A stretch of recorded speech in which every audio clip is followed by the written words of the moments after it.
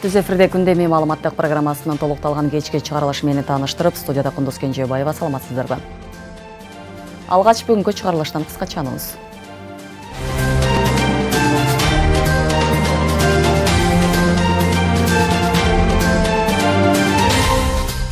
Шектүү шектенет. Президент Садыр Жапаров Жогорку кеңештин депутаты Исхак Масалиевдин алтын тууралуу айткан маегине жооп берди.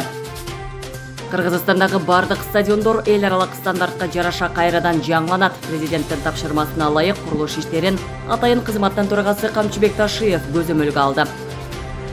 Баткендеги оңдолуп турган парктар таштанды талаасына айланууда. Эски эле болбосо 2 жылдан бери курулуштан дайын жок. Жалалабад шаарынын борбордук мечити бузулуп, ордуна 10 000 орундуу мечит курулат. Бишкек шаардык мэриясы жалпы республикалык тестирлөөгө байланыштуу калаадагы 26 мектепти онлайн окутууга өткөрдү. Быйыл 11 класста 73 000ден ашуун окуучу аяктаса, анын 48 000ден ашууну жалпы республикалык тестирлөөгө катышат.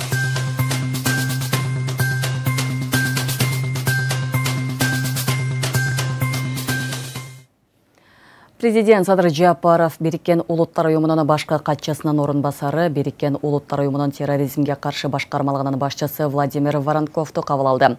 Жолугушуунун жүрүшүндө Кыргызстан менен Бириккен Улуттар уюмунун ортосундагы кызматташтыктын актуалдуу маселелери боюнча пикир алмашуу болду. Жапаров Кыргызстан терроризмди айыптап, Бириккен Улуттар уюмунун глобалдык контртеррористтик стратегиясын ишке ашырууга активдүү катышып жатканын баса белгиледи. Баарлашуунун жүрүшүндө президент 2027-2028 жылдардагы Бириккен Улуттар уюмунун коопсуздук кеңешинин туруктуу эмес мүчөлүгүнө Кыргызстандын талапкерлигин көрсөтүү тууралуу айтып берди. Шайлоо Бириккен Улуттар уюмунун башкы ассамблеясынын 80-сессиясында 2026 жылдын июнь айында өтөт деп айтылат маалыматта. Өз кезегинде Воронков Кыргызстандын Бириккен Улуттар уюмунун коопсуздук кеңешинин туруктуу эмес мүчөсү болууга жакшы мүмкүнчүлүктөрү бар экенин белгиледи. Кыргызстан абанын сапатын жакшыртуу үчүн эл аралык өнүктүрүү ассоциациясы тарабынан 50 миллион АКШ доллары өлчөмүндө насыя алат. Каржылоо жөнүндө макулдашуу президент Садыр Жапаров тарабынан ратификацияланды. Мыйзам 18 апрелде Жогорку кеңеш тарабынан кабыл алынган. Маалыматка караганда насыя абанын сапатын көзөмөлдөөчү автоматташтырылган станцияларды куруу жана модернизациялоого, абанын сапатын текшерүү үчүн химия лабораториясын жаңыртууга, техникалык көмөк көрсөтүүгө, абанын сапатын болжолдоо жана эскертүү ыкмаларына, менчик үйлөрдү жылытуу үчүн таза технологияларды киргизүүгө көмөктөшүүгө, Бишкек шаарын жашылдандыруунун туруктуулугун камсыз кылуу үчүн ирригациялык системаларды курууга жумшалат. Бишкек соңку жылдары айрыкча суук түшкөндө дүйнөдөгү абасы булганган жана эң кири шаарлардын сап башынан түшпөй келет. Кыш мезгилинде борбор калаадагы абанын булганышы дүйнөлүк саламаттык сактоо уюму сунуштаган абанын сапаты боюнча нормадан дээрлик 30 эсеге жогору болот. Президент Садыр Жапаров Жогорку кеңештин депутаты Исхак Масалиевдин жергиликтүү радиолордун бирине алтын тууралуу айткан маегине жооп берди. Депутат анда бийликти сынга алып, мамлекет башчысынын бир тууган агасында сөзгө кошуп кеткен. Белгилүү болгондой, буга чейин журналист Болот Темировдун белгисиз алтын куймалары жөнүндө жарыялаган видео материалы чыккан. Адистер бул маалымат жалган экенин айтып, УКМК тарабынан да тастыкталган болчу. Дегени менен кайрадан бул маселе эл өкүлү тарабынан көтөрүлүп, бийлик башындагыларга сын пикирлер айтылган. Assalamu alaikum, шеф. Грузду балдар алып келишти. Белгисиз алтын куймалар тууралуу маселе кайрадан көтөрүлдү. Депутат Исхак Масалиев жергиликтүү радиолордун бирине маек берип, анда бийлик тарабына сын пикирлерин айткан. Ал буга чейин Кыргызстандан депортацияланган Болот Темировдун белгисиз алтын куймалар жөнүндө чыгарган видео материалына таянып айтылган журналисттин суроосуна алтындар Кумтөрдүкү болбосо дагы баары бир Кыргызстандан чыгарылып жатат да деген ой таштаган. Президент анын күмөндүү пикирине мындайча жооп кайтарган. Кыргызда шектүү шекшинет деген жакшы сөз бар. Өзү ууру болсо эле башкаларды ууру тута берет. Кудай сактасын, биз аларга окшоп ууру эмеспиз. Өзүбүз уурдабайбыз жана башкаларга да уурдатпайбыз. Эгер кызыгуу жарата турган фактылар болсо, бийлик аларга видеосуз эле ыкчам киришип, алтындарды каттоосуз чыгарып кетип жаткандарды кармайт. Азыр мамлекеттин алтынын эч ким чыгарып кете албайт. Ал эми жеке жактар, жеке менчик компаниялар салыктан, бажы төлөмдөрүнөн качып, өндүргөн алтындарын чыгарып кетүүгө аракет кылган учурлар бар. Андайларды далай жолу кармап, мамлекеттин пайдасына конфискация кылганыбызды билесиңер. Аны менен катар депутат өкмөт тиешелүү иштерин жүргүзсө болмок деп билдирген. Президент текшерүү иштери секунд сайын жүрүп жатканын, бардык мамлекеттик алтын кендеринде видео көзөмөл орнотулганын, баары ачык көрсөтүлүп, ага ар бир жаран көз салууга болоорун да белгилеген. Текшерүү иштери секунд сайын жүрүп турат. Бардык мамлекеттик алтын кендерине видео көзөмөл байкоолор орнотулган. Алтын менен күмүштөрдүн ар бир граммы улуттук банкка же Кыргыз алтын ишканасына келип түшкөнгө чейинки процесси онлайн көзөмөлдө турат. Жүздөгөн миңдеген көздөр карап турат. Андан ары дүйнөлүк базарга сатууга кетет. Сатуудан келген каражаттарды алтын казган мекемелер менен эсептешет. Ал каражаттар андан ары алтын казуу иштерине жумшалат. Эл өкүлү Исхак Масалиевдин маегинде президенттин бир тууган агасынын алтынга байланыштуу айтылган жагдайларда көз жазында калган эмес. Мамлекет башчысы ага карата айтылган кептерге да так кесе жооп берген. Мен сөзүмдүн башында шектүү шекшинет деген кыргызда жакшы сөз бар деп айттым го. Анын сыңарындай менин бир туугандарым Исхак Масалиевдей ууру же казиношник эмес. Кыргызстандан уурдап чыгып чет өлкөлөрдөгү казинолорго миллиондоп уттуруп келип, ата баркы менен чалчаңдап жашагандардан эмес. Алар ата тарбиясын көргөн адамдар. Эгер Исхак Масалиев менен Адахан Мадумаров же Болот Темировдор алтын тармак эле эмес, башка тармактарда дагы уурлук болуп атат деген күмөндөрү болсо, мен бүгүн эле элдик көзөмөл комиссиясын түзүп, аларды эң башкы сабына адис кылып койгонго даярмын. Кумтөр алтын кени башында ачылганда Акаевдин учурунда эбегейсиз алтындар уурдалганы бул чындык да. Андан кийин Бакиевдин убагында деле болду, Атамбаевдин убагында деле келди. Алар эмне Кудайдын оозунан түштү эле да, мисалы. Бүгүнкү күндө кандайдыр бир деңгээлде мындай турукташтырылды десек болот да, бул багытта. Анан баягы өздөрүнүн жеке көрүүлөрүн, өздөрүнүн амбицияларын биринчи орунга коюп, ана элди баягы бушайманга салып жаткандары негизи туура эмес деп эсептейм. Бул орусча айтканда заблужденияга түртүп аткан да. Жогорку кеңештеги Бүтүн Кыргызстан фракциясынын лидери Исхак Масалиев президент Садыр Жапаровдун өлкөдөн чыгарылган алтын делген видео боюнча берген маеги жана ага айткан сын боюнча комментарий берди. Депутат буга чейин берген интервьюсунда коомду талкуу жараткан видео боюнча өкмөткө сын доомат айтпаганын, болгону социалдык тармактарда тараган тасманы тыкыр иликтеп коюу керек экенин билдиргенин кошумчалаган.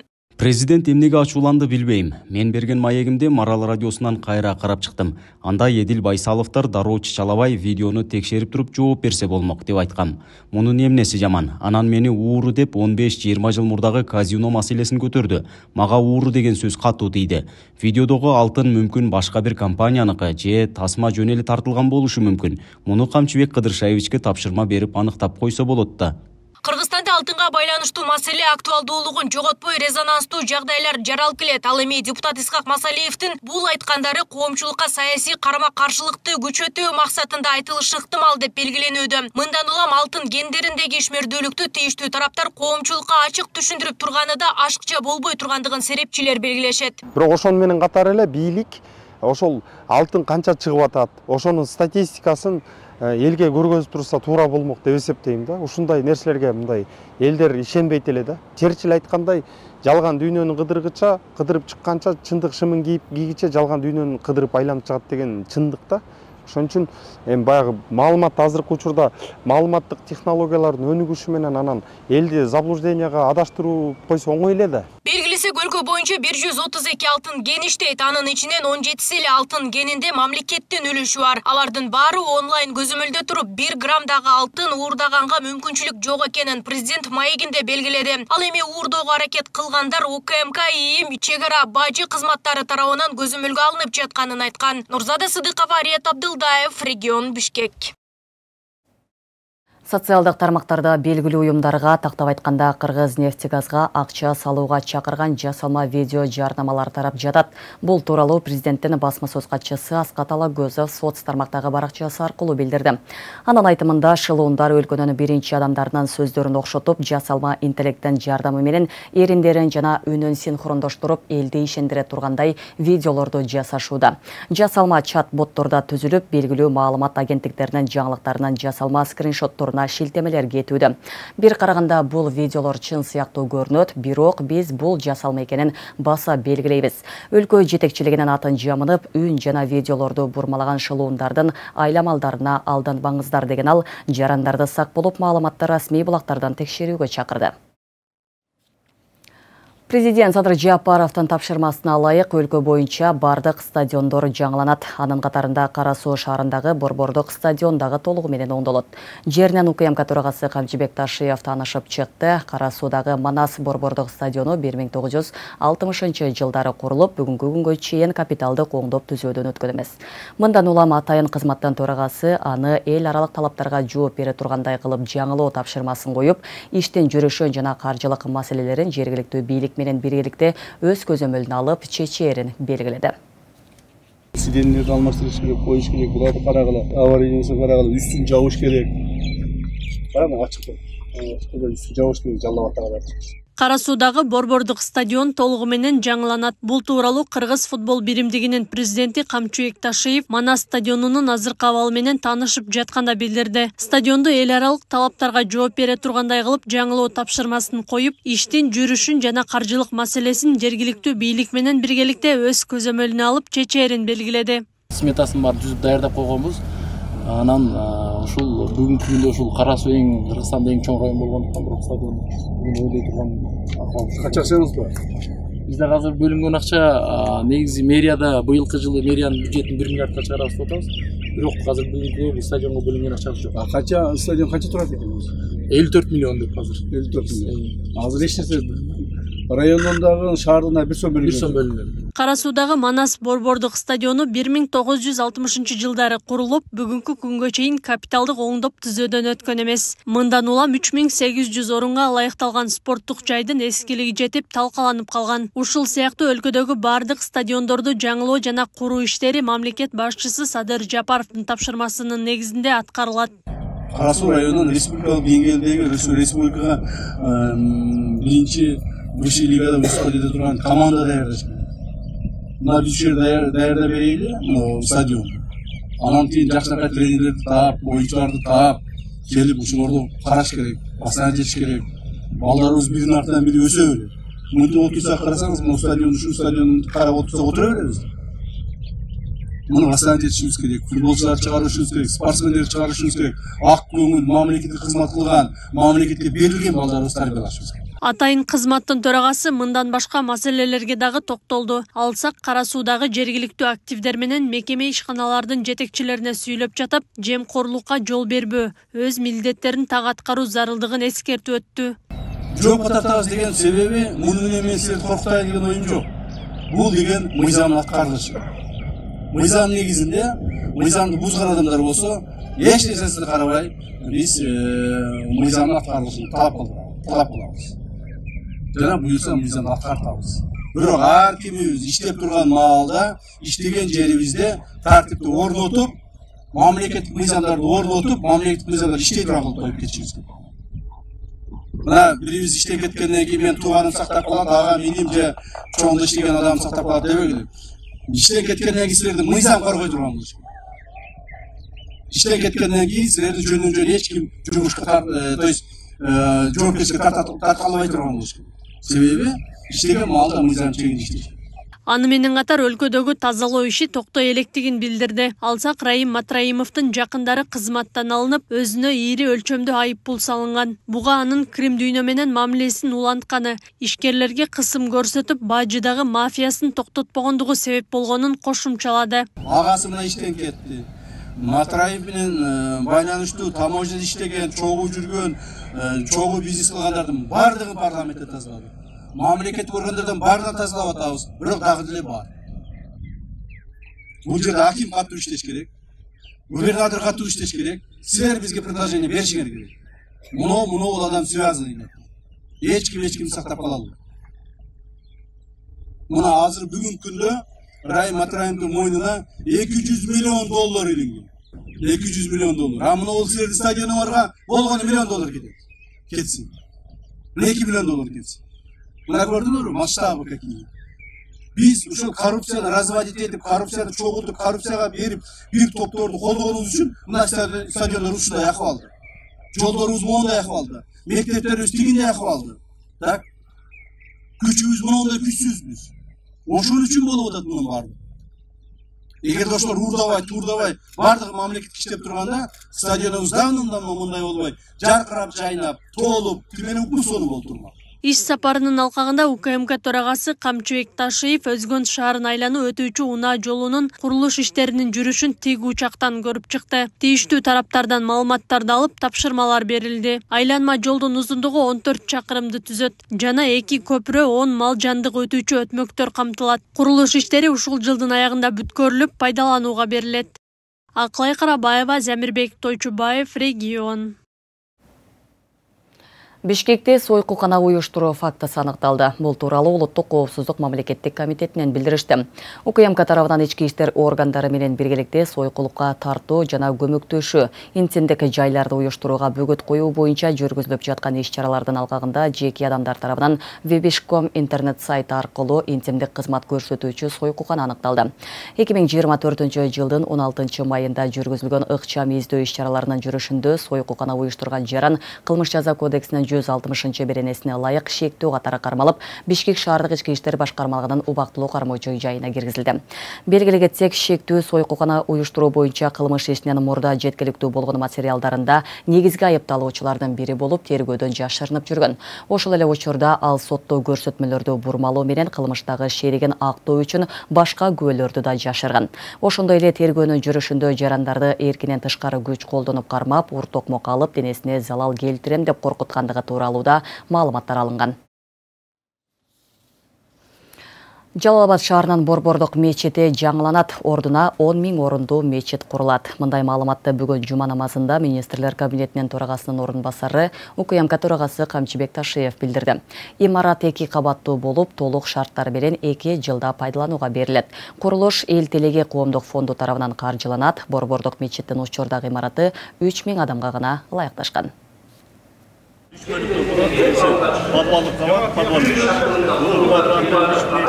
Жалал-Абад шаарынын Борбордук мечитине жаңы имарат салынат. Мындай маалыматты бүгүн 17 майда министрлер кабинетинин төрагасынын орун басары УКМК төрагасы Камчыбек Ташиев жума намазда билдирди. Урматтуу президентибизден уруксатын алдык. Президентибизден айтты, ошол жакшы элдин, журттун, шаардын, жердин көркү боло турган бир жакшы мечитти курууга мен дагы жардам берем деп президентибиз дагы ушундай өзүнүн убадасын берди. То есть бул мечит кароосуз калбай жогору жактагы жетекчилерден жеке мен өзүмдүн артынан жанагы контролдо турабыз. Ошондуктан урматтуу мусулмандар, сиздерге дагы сабыр кылышыңыздарды суранамын. Билесиздер, мына Жалал-Абадда жолдорду баштаганыбызда көп кыйынчылыктар болду эле. Кичине сабыр кылып эле уже жолдорубузду баштадык. Мечитибиз дагы бир аз мындай тоскоолдуктар болот, ыңгайсыздыктар болот. Ошого сабыр кылыңыздар.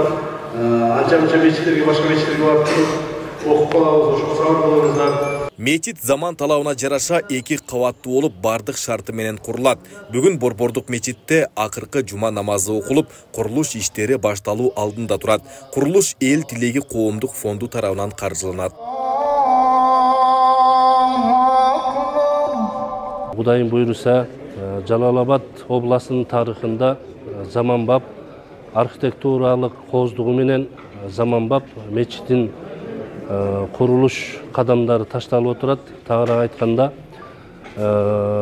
Эл Телеги коомдук фонду тарабынан уюштурулуп, мына Кудайым буйруса, бүгүн ушул 4 мунаралуу кыргыз колоритиндеги заманбап мечиттин курулуш кадамдары ташталып отурат. Бүгүн биз мына ушул жума намазды окуйбуз. Жума намазды окугандан бул мечитке салым кошкон инсандардын көпчүлүгү өтүп кеткен. Көпчүлүктөр азыр дагы бар. Өтүп кеткендерге Куран окуп, барларга рахматыбызды айтып, мечит бүгүн иш мерчемин токтотот. Эртеңки күндөн баштап мечиттин ушул ремонт же болбосо жаңы стройка иштери башталат. Жаңы имараттын курулушу 2 жыл аралыгында бүтүп пайдаланууга берилет. Борбордук мечиттин жаңыланып жаткандыгы жергиликтүүлөрдүн колдоосун табууда. Рахмат ушу биздин ушу камчы инебизге ден соолугу чың болсун, өмүрү узун болсун. Бул кыргыз элинин баатыры, кыргыз элди чын дили менен сүйүп үйгөн эл. Мынакей дин маселесине дагы көңүл буруп, мына мечитибиз ушу эскирип калды эле, мына жаңыртамбы деп аракет кылып атат. Эң жакшы Жалал-Абадта бир көрөлгөлүү иштер болуп атат. Мына мечиттин бул Жалал-Абад регионунда мындай чоң мечит курулла келе аябай сүйүнүп атабыз. Борбордук мечиттин учурдагы имараты 1990 жылдары ашар жолу менен курулган. Ошол жылдардан тарта кошумча курулуштар жүрүп жатып, жалпы 3000 адам намаз окуганга ылайыкташкан. Жаңы мечит курулгандан кийин 2 кабаттуу имаратта 10 000 адам намаз окуса болот.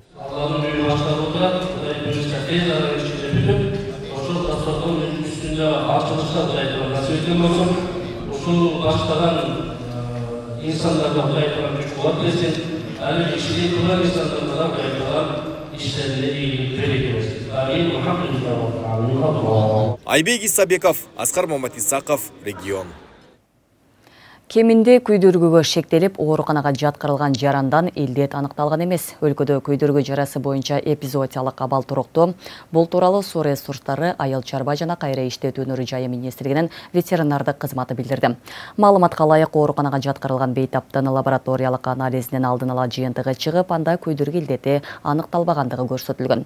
Ветеринардык кызмат айрым бир кооптуу илдетке байланышкан жагдай туурасында мамлекеттик органдардын кызматкерлери алдын ала такталбаган маалымат берген учурда укуктук жоопкерчилиги карала тургандыгын эскертет. Мындай маалыматтарды таратуудан мурда тиешелүү лабораториялык анализдердин жыйынтыгын күтүү зарыл экенин белгилейт.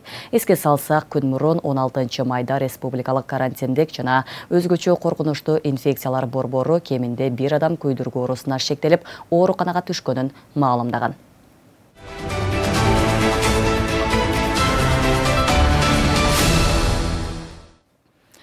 Ош Сарыташ Эркечтам Уна жолунун 259-261 чакырым аралыгында дарыянын деңгээли жогорулап, жолго чыккан суу каттам үчүн кыйынчылык жаратты. Транспорт жана коммуникациялар министрлигинен билдиришкендей, учурда жол убактылуу жабык. Жерине жол тейлөө кызматкерлери жана атайын техникалар тартылып, дарыянын нугун жөнгө салуу аракеттери көрүлүүдө. Ошондой эле Ош Сарыташ Эркечтам Уна жолунун 55-59 чакырымдар аралыгындагы сел түшкөн жерлер тазаланып, каттам толук жанданды. Ал эми 134-135 чакырым аралыгындагы суунун нугун буруу, калыбына келтирүү иштери жүрүп жатат. Бул тилкеде каттам ачык. Оңдолот деп кароосуз калган Баткен шаарынын чоң ортосундагы парктар таштандыга толо баштады. 2022 жылы шаардагы бийлик Дүйнөлүк банктан бөлүнүүчү каражатка жеңиш жана жаштык парктарын оңдоп түзөөнүн өткөрүүнүн айткан болчу. 2023 жылы 1-июнь балдар күнүнө карата пайдаланууга берилмек. Андан бери 2 жыл өтсө дагы эч кандай аракет байкалбайт дешет жергиликтүүлөр. Колдорунан келбесе мурдагы абалында эле калтырса болмок деген нааразы пикирлер байма-бай айтылууда. Эскизде көз жоосун алган парктын көрүнүшүн шаардык бийлик өзүнүн социалдык баракчасы аркылуу элге жарыялаганына 1 жылдай болуп калды. Курулуш иштери башталат деген сөздөр мындан 2 жыл мурда эле айтылган. Азыркы учурда Баткен шаарынын так ортосунан орун алган жаштык жана жеңиш парктары кароосуз калып, оңдоп түзөөдөн өткөндүн ордуна таштандыга толо баштады. Курулуш иштеринен эч кандай дайын жок. Бул биз өзгөрүүдү күтүп атканбыз 2 жылдан бери. Билбейм кандай болот, эми эч өзгөрүү жок. Биз чоң парктын башкача парк ойлоп аттык эле да, Баткен шаарынын элиге шарт түзүлөт. Мисалы үчүн биздин балдар башкача шаарда, мисалы үчүн биздин эл Ташкентке барбай, ушул жерди биз Ташкент кылабызбы деген ниеттерибиз бар эле, ойлорубуз бар эле, бирок биздин кээ бир эмелердин артынан бизге жоопкерчиликсиздиктенби же эмеден өзгө жоопкерчилик ала албаган себептенби биздин иштерибиз, көп иштерибиз 2 жылдан бери бүтпөй турат. Баткен шаары бул облустун борбору, бул облустук деңгээлдеги шаар. Кызылкыя сыяктуу эле чоң шаар болуш керек да. Бүгүнкү күндө карасаң, Кызылкыя эмес, райондук деңгээлдеги мына Разаков шаары же Айдаркен шаарындагыдай да деңгээли андай болбой калды да. Дүйнөлүк банк Баткен облусун өнүктүрүүгө деп 50 миллион ақш долларын грант жана насыя эсебинде бөлгөнү айтылган. Ал каражаттын бир бөлүгү парктарды заман талабына ылайыктап оңдоого жумшалмак. Бирок арадан жылдар өтүп, курулуштун ордуна мурдагы аз да болсо эл өзү түзүп алган оюн аянтчалары бузулуп, кейиштүү абалга кептелди. Каяка барып эс алыштыны билбейт. Парктагы мурдагы аттракциондор жок. Кайра мурдагы 10 жыл, 15 жыл мурдагы шаардын көрүнүшү азыркы көрүнүшкө караганда мурдагы көрүнүшү жакшыраак эле деп ойлойм да. Себеби мурда аз да болсо шарты бар эле. Аз да болсо паркта кичине эс ала турган жайлары каралган эле, шарттары каралган эле. Азыр болсо оңдойбуз деп кайра бузуп, ошол бойдон мына 2 жылдан бери таштап койгону бул чындыгында элдин кыжырдануусун пайда кылып атат да. Парктын ээси болгон жергиликтүү бийлик оңдоп түзөө иштери качан башталары боюнча да кабары жок. Жумуштар Арис тарабынан ишке ашырылат. Аларга курулуш боюнча пикир айтууга мэрия батын албайт же 2 жылдан бери шаардын чок ортосу көрүмсүз болуп, тургундар үчүн эс алууга шарттын жоктугуна кайдыгер мамиле кылышууда. Эми ал Аристин эмесинде биз мындай айтканда тилекке каршы көп эме кыла албайт экенбиз. Аларда проекттер, баягындай комиссиялары өтө эле катылыктенүү аны билбейбиз. Ушул жылы быйылга эң биринчи кезекте бүгүнкү күндө даяр болуп башталуу болуп турат. Башталган алдында турат экен. Бул асфальт жана Жомарт Букенбаев атындагы мектептин алдындагы кошумча мектеп кичине 2-3 орунду. Андан калган 3 объект уже жасалып атат алар деле. Но качан ишке беришин өздөрү деле эме кыла элек да, бизге такай айта элек мындай айтканда. Бул боюнча Аристин өкүлдөрүнөн пикир алууга мүмкүнчүлүк болгон жок. Жергиликтүү бийлик Арис парктын оңдоп түзөө иштеринен сырткары 12 чакырым жол салуу, кошумча мектеп имараттарын куруу сыяктуу да иштерди жүргүзөөрүн билдирди. Жалпысынан 8 миллион акш доллары каралган. Нургазы Жайнаков, Регион телеканалы, Баткен облусу. Ички иштер министри Улан Ниязбеков акыркы коңгуроодо акча чогултууга бүтүрүүчүлөргө алардын ата-энелерине отуруштарды, экскурсияларды же ар кандай көңүл ачууларды өткөрүүгө тыюу салынаарын эскертти. Бул тууралуу министр онлайн режимде өткөн кеңешмеде айткан. Анда 25 май күнү коопсуздук чараларына өзгөчө көңүл буруу керектиги белгиленди. Иш чараларды өткөрүүдө ар кандай каражаттарды чогултууга, ошондой эле бүтүрүүчүлөргө алардын ата-энелерине акыркы коңгуроо аземдеринен сырткары отуруштарды, экскурсияларды же ар кандай көңүл ачууларды өткөрүүгө тыюу салынды. Акыркы коңгуроо аземин өткөрүү учурунда коопсуздук жоопкерчилиги билим берүү мекемелеринин, жергиликтүү бийликтин жана ички иштер органдарынын биринчи жетекчилерине жүктөлдү. Кыргызстанда 11 класстын окуучуларына жалпы республикалык тестирлөө өткөрүү күндөрү белгиленди. Ага байланыштуу 18 майдан 24 майга чейин Бишкекте айрым мектептер онлайн окутууга өткөрүлдү. Шаардык мэриянын буйругуна ылайык 26 мектептин окуучулары бул күндөрү аралыктан окушат. Ал эми 11 класстын бүтүрүүчүлөрү аталган мектептерде жалпы республикалык тестирлөө тапшырышат. Ал 3 этаптан жүргүзүлөт. Биринчиси 18-20 майда, экинчиси 22-24 майда болот. Быйыл мектепте 11 класста 73 миңден ашуун окуучу аяктаса, алардын 48 миңден ашууну жалпы республикалык тестирлөөгө катышат. Бишкек шаардык мэриясы жалпы республикалык тестирлөөгө байланыштуу калаадагы 26 мектепти онлайн окутууга өткөрдү. Алар 18 майдан 20 майга чейин Ленин районундагы онлайн окуй турган мектептер номер 9, 13, 31, 68, 72, 84, 93, 96 мектеп. Свердлов районундагы номер 1, 4, 38, 65, 66, 94 мектеп. 22 майдан 24 майга чейин 1 май районунун номер 6, 24, 27, 28, 69, 83 мектептер. Октябрь районундагы номер 3, 39, 62, 63, 64, 88 мектептин окуучулары аралыктан окушат. Бишкек шаарында жалпысынан 26 мектеп жалпы республикалык тестирлөө өтүп жаткандыгына байланыштуу онлайн сабак окууга өтүшөт. Атайын буйрук менен белгиленген тартиптерге ылайык окутуу жүрө берет. Ата-энелерге түшүндүрүү иштери жүргүзүлгөн. Ал эми 11 класстын окуучуларына жалпы республикалык тестирлөө 3 этапта жүргүзүлөт. Биринчиси 18-20 майда, экинчиси 22 майдан 24 майда болот. Үчүнчү этапта жүйөлүү себептер менен тест тапшыра албай калгандарга 21-нен 23 июнда өткөрүлөт. Эгерде буга чейин каттоого жетишпей калган бүтүрүүчүлөр болсо, 17-синен 21 майга чейин жана 20 июн күндөрү тест борборлорунда кошумча каттоо жүргүзүлөт. Бул жылы 48 миңден ашуун окуучу тест тапшырат. Эми бул жалпы республикалык тестти негизи баары милдеттүү тапшырыш керек деген жок да. Бул жогорку окуу жайга өтүү үчүн тест. Негизи тесттин өзүнүн максаты жогорку окуу жайга жакшы окуй ала турган, өзүнүн окуусун ийгиликтүү улантып кете ала турган улан кыздарды тандоо. Бул жогорку окуу жайга барам дегендер гана тапшырышат. Ошондуктан азыр мына 48 миңден ашуун адам катталды деп атабыз, бирок алдыда дагы кошумча каттоо жүргүзүлөт, ал учурда дагы адамдар кошулат.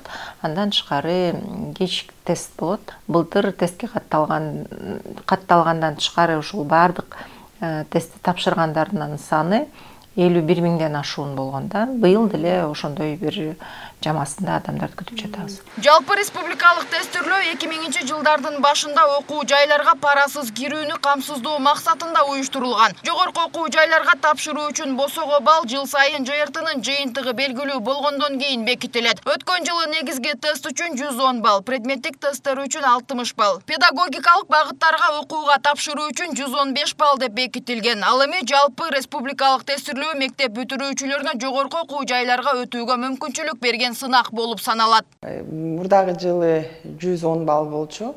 Ал эми педагогикалык тармактарга болсо, адистиктерге болсо 115 гранттык окууга 115 деп коюлган. Быйыл болсо ошо жалпы республикалык тестирлөө өткөндөн кийин ошо жыйынтыгын көргөндөн кийин анан бул жылы жогорку окуу жайларга кабыл алуу жалпы республикалык тестирлөөнүн босого баллы аныкталат. Педагогикалык адистиктерге гранттык окуу үчүн босого балл көтөрүлөт быйыл. Ошондой деп пландаштырылып атабыз азыр. Ошондой эле медициналык тармактагы адистиктерге мүмкүн көтөрүлөт. Быйыл 11 класста 73 миңден ашуун окуучу, ал эми 9 класста 128 миңден ашуун окуучу аяктайт. Алардын 48 миңден ашууну жалпы республикалык тестирлөөгө катышат. Нурзат Көчүнкулова, Майрамбек Абдибилал уулу, регион Бишкек. Акылман президенттик лицейинин 2024-2025 окуу жылына карата конкурстук тандоосуна катышуу үчүн 8 класстар 25 майга чейин Exam Edu сайтына катталышы керек. 8 класстар үчүн конкурстук тандоо 3 этаптан турат. Биринчи турда 1-6 июнь күндөрү онлайн тестирлөө болот. Экинчи турда 10-14 июнь күндөрү онлайн тестирлөө. Үчүнчү тур 18-22 июнь күндөрү офлайн түрдө тестирлөө ар бир облуста өткөрүлөт. Эгер 15 майга чейин катталып алгандар болсо, алар ошол логин пароль менен эле тестирлөөгө катыша алат. Андыктан кайрадан катталуунун кереги жок. Регион телеканалынын күндөмү маалыматтык программасын социалдык тармактардан күзөтүп барыңыздар. Ал үчүн Регион телеканалынын Facebook, Telegram жана YouTube каналдарына катталып, акыркы жаңылыктардан кабардар болуп туруңуздар. Ошондой эле Одноклассники социалдык баракчасынан дагы көрсөңүздөр болот. Жума күнгө даярдалган күндөмү маалыматтык программасы мына ушулар менен соңуна келип жетти. Түз эфирде Кундуз Кенжебаева болдум. Кайрадан эфир аркылуу көрүшкөнчө саламатта туруңуздар.